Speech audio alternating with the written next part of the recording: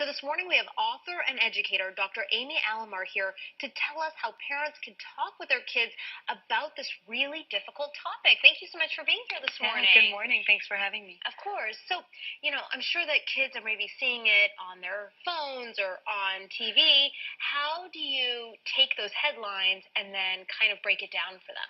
Yeah, it's really important, and you want to do it in age-appropriate ways. So you want to think about how old your kid is and what they are seeing, and really start the conversation where they're ready to enter it, right?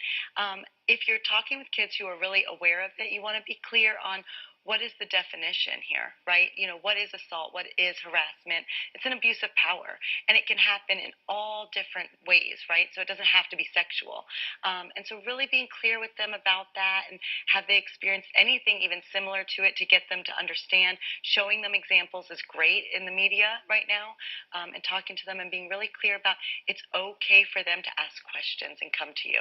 Now, if they're not talking about it with you, should you still bring it up with them? Yes, absolutely. You want to definitely start that conversation if you haven't already. So you want to start early and have it often with almost every conversation with your kids. What age group do you start at? Yeah, well, where they're ready, right? So if they're asking questions when they're very young, go ahead and start it. If they're not seeing the stuff and they're not interested, then the conversation's more about, what is appropriate, right? So when you go to the doctor might touch you in different places. Mom's in the room, dad's in the room, this is okay. Kind of talking about consent and good touch, bad touch, things like that, where it's really black and white for them.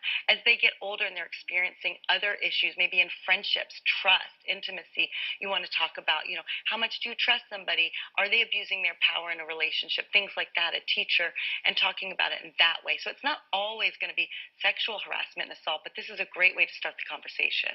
Can you talk about it too much? I mean, how much is too much for them? Well, I think your kids would tell you, yes, you could talk about anything too much. They stop listening after about 30 seconds. Right. So that's why I say early and often. You definitely just want to make it a comfortable conversation. You don't always have to go so deep.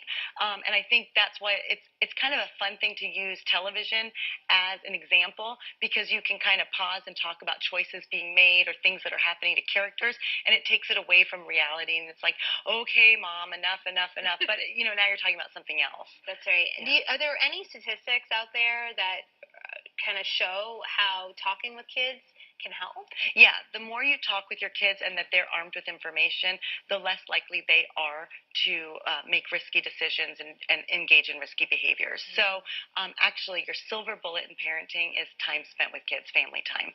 So the more time you're with them, you're engaged with them, you're disconnected, and you're talking with them, the research suggests that your kids are more likely to come to you and talk to you and share with you, and also engage in less risky behaviors. How do you do that when sometimes, especially in those teenage years, they're not as willing to do the family fun stuff? Yeah, so carve out time. It can be as simple as family dinner. It could be 20 minutes, 5 days a week. It could just be that.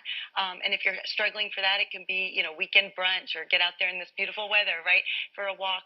So you make it, you carve it out, and that is family time. You don't have to call it family time, but to do something that they want to engage in too. Exactly. Maybe their favorite restaurant or something. Well, Yeah. Dr. Amy Alamar, thank you so much. Some great Yes, advice. thank you for having me.